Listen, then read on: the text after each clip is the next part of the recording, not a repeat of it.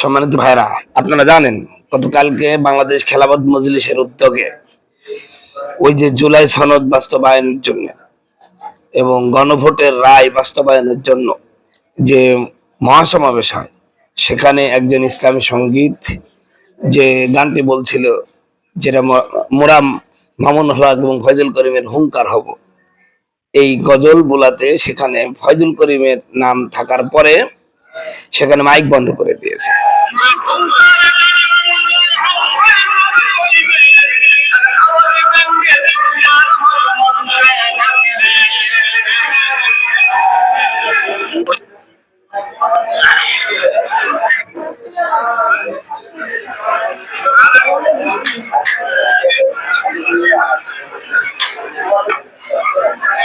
এইটা নিয়ে দেখলাম চরমোনার মরিদানরা বিশাল ভাবে মামুনুল হককে ধুয়ে দিচ্ছেন, মামুনুল হকের অপ্রশংসা করছেন, তাকে হিংসুক বলছেন, তাকে ঐক্য বিনষ্টকারী বলতেছেন।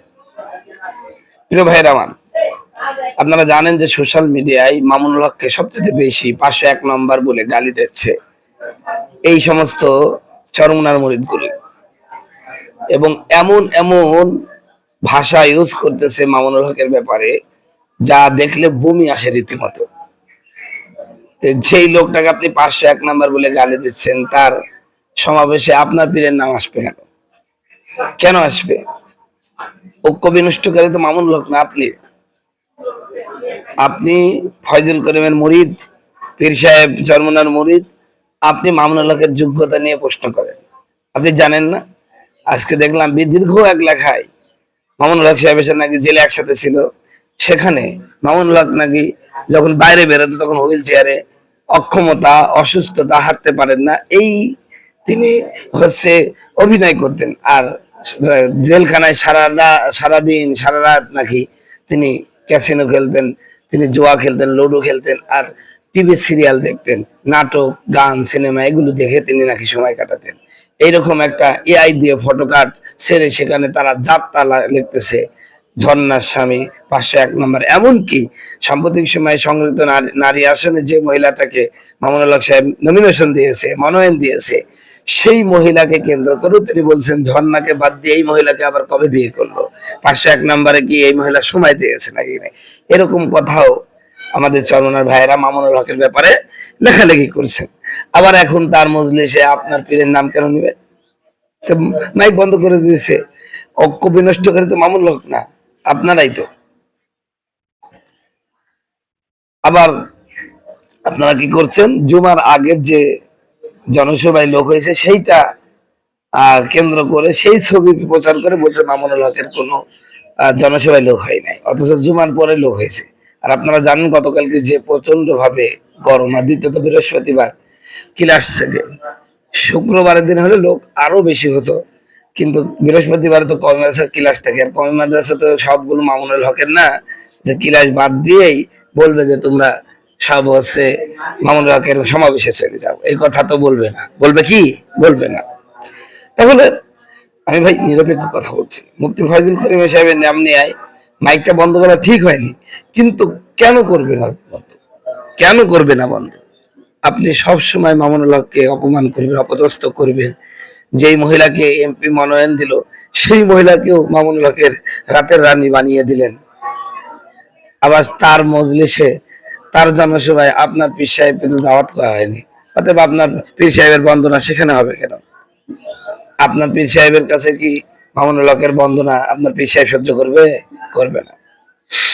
এই হিংসা কারা তৈরি করেছে? আপনারা তো তৈরি করেছেন। 501 নম্বর, 501 নম্বর, বড় বড় টুপি মাথায় দিয়ে, 5 কলি টুপি মাথায় দিয়ে, পাগড়ি পরে যে কমেন্ট গুলো করেন 501 নম্বর বলে, আপনারা তো সবাই সেই ফজু পীর সাহেবের মুরিদ। তা আপনি কেন? কেন 501 নম্বর সে খারাপ, তার জনসভায় আপনার পীরের বন্দনা হবে কেন? বলেন, আমাকে একটা কারণ দেখান।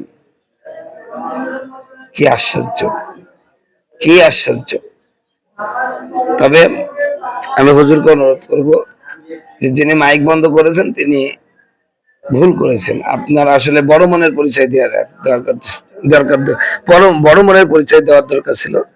ওরা যখন আপনাকে 501 নম্বর বলে গালি দিয়েছেন, তখন সেই পীর সাহেবের নামে গজল হচ্ছে, বাসে হোক, জনগণ এটা বুঝতো যে না, যে লোকটাকে এত অপমান করা হলো সেই লোকটার সামনে ফয়জুল করিমের নাম নেওয়া হলো, তাকে সম্মান দিল, তারা লজ্জিত হতো, তারা অপমানিত হতো যে আহারে লোকটা গালি দিলাম কেন, এটা হতো।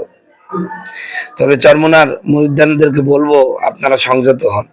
একজন শাইখুল হাদিসের সন্তান, শাইখুল হাদিস, আমরা তার কাছে পড়েছি, তার এলেম নিয়ে প্রশ্ন করেন যে তার এলেম অতটা নেই, বাবার পরিচয়ে তিনি আজকে এত বড় হয়েছে, মিথ্যা কথা বলতেছেন। তিনি সারা বাংলাদেশে বিভাগ 1 নম্বর হয়েছিলেন, আমরা তার কাছে পড়েছি।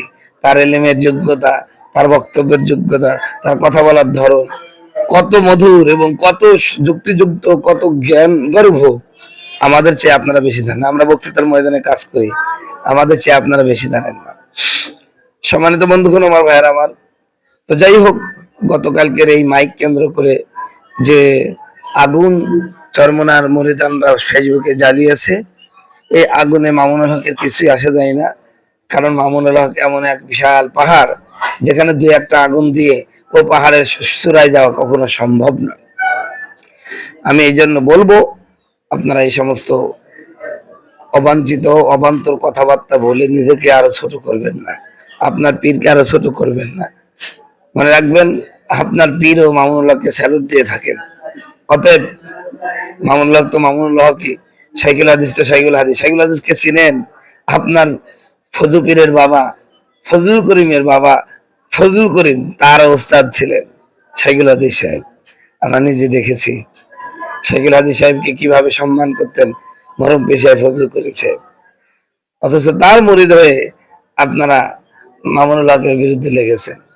আরে ভাই, 1 নম্বরে যারা আজকে মামুনুল হকের বিরুদ্ধে কলম ধরছেন, খোঁজ নিয়ে জানি যে চরমোনার যারা মুরিদান পাগড়ি পরে কয়টা মেয়ের সাথে সম্পর্ক করেন, ইসলামী আন্দোলনের সাথে সম্পৃক্ত শতকরা 99.5% ছেলেরা বিভিন্ন পরকীয়া এবং বিভিন্ন মেয়েদের সাথে আপনাদের সম্পর্ক আমরা খুব ভালো করে জানি।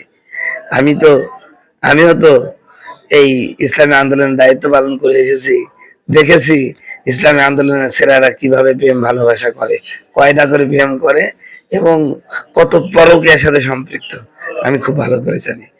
অতএব ওই রকম 501 নম্বর কত জায়গায় আপনারা বুকিং দিয়ে কি করছেন, পাগড়ি মাথায় দিয়া, পীর সাহেব চরমোনার মুরিদ হইয়া, ওটা আমাদের চেয়ে ভালো কেউ জানে না। আমরা জানি আপনাদের চরিত্র সম্পর্কে। সবাই ডুবে ডুবে জল খান, কেউ ধরা খায়, কেউ ধরা খায় না। তাই